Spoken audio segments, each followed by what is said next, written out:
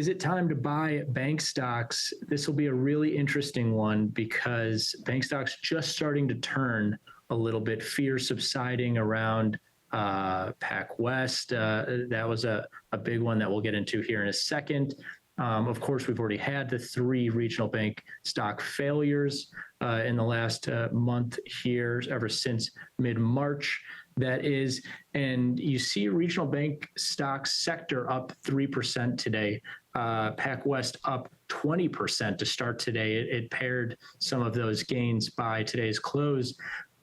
Starting to feel like some positivity, some bullishness entering this sector that has absolutely been the most downtrodden, the most bearish of the stock sectors over the first part of 2023.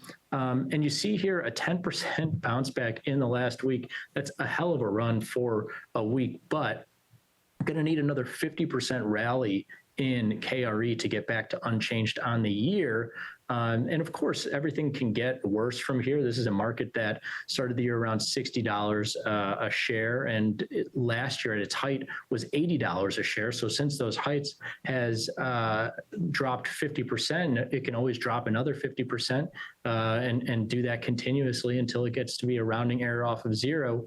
But this bounce back showing some positive sentiment in this sector. Haven't heard of another regional bank having to go the way of Silicon Valley or the other 2 that have failed in the first part of this year since 2 or 3 weeks ago, and that was that PacWest that now it bounced back, was up 20% here today.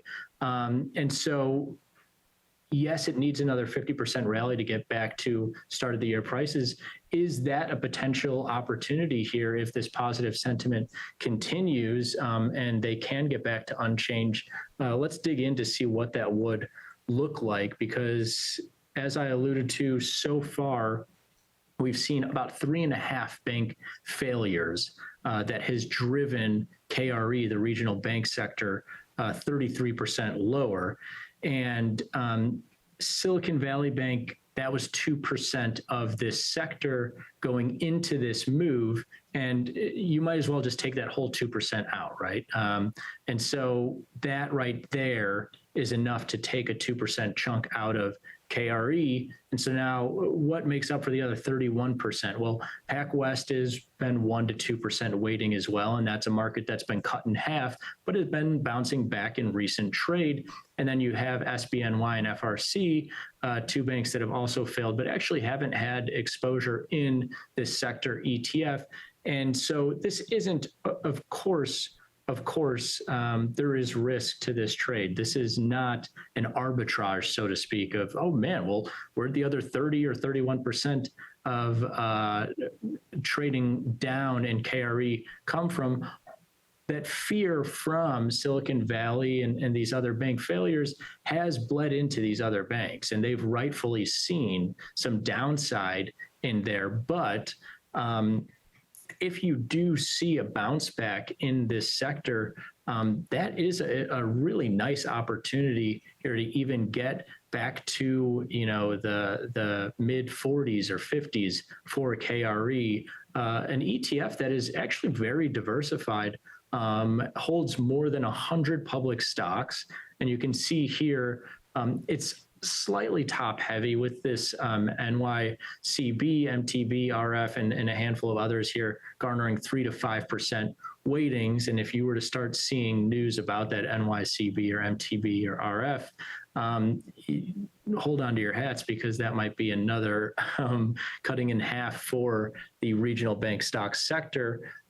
But, you know, a lot of sector ETFs and a lot of sectors of our economy are just a dozen or 2 dozen major public stocks that if it were to be, for instance, you know, you look at the technology sector, and this is, of course, you know, a pretty extreme example, but the technology sector right now, as it's currently situated, and a company like Microsoft or Apple, very similar market capitalizations these days, being, you know, depending on the day, 10 to 15% of that sector. If one of those companies sees, some significant crisis-like behavior, gets cut in half, gets what we've seen with the likes of Silicon Valley. Obviously, again, very different companies, but that's enough to really tank a sector there. Whereas this, the Fed Chair Powell and so many different people, different bankers at JP Morgan and everywhere else,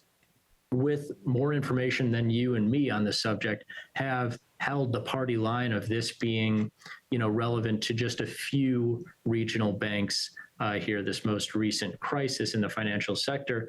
If that does play out, or even if we do see some fear similar to PacWest in recent weeks, play out to just a handful of stocks, this is a diversified ETF here, like I say, and as long as you aren't seeing that with some of the top names, relatively resilient relative to some of the other sectors of the economy. Now, the real question becomes, of course, can KRE get back to where it started the year? Can it get back to its heights of 2022? Right now, it is just halfway back to those heights.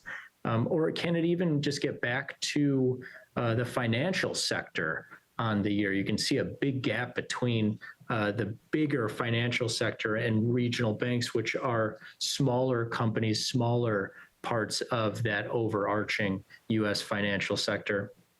Or the S&P 500 this year, regional banks underperforming the S&P by 40%.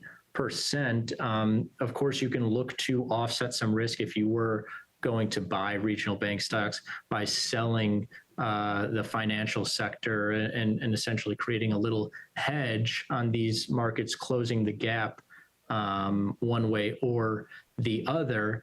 But definitely an interesting time, I think, to take a look at regional bank stocks. As you look at that black line, you look at the performance of the last couple of months here, and we have not seen a significant bounce back in this sector, the likes of what we are seeing right now.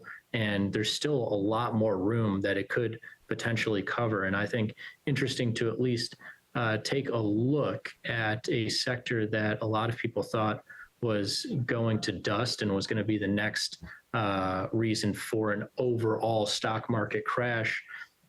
Obviously, I mean, you look at the NASDAQ never bought into that idea.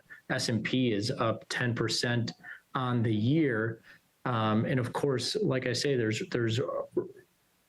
there's rightful reason for these regional bank stocks to be underperforming. They have, some real risk to them here, but you can't help but see now that we haven't seen another one of these banks come across the news wires of potential failure in the last couple of weeks. And the most recent one that we're seeing is up 20% here today. So a really interesting time to be looking at not necessarily the demise of regional banks, which we've been looking at the last 2 months, but maybe a little bit of a comeback story or potential value relative to the financial sector and the overall stock market.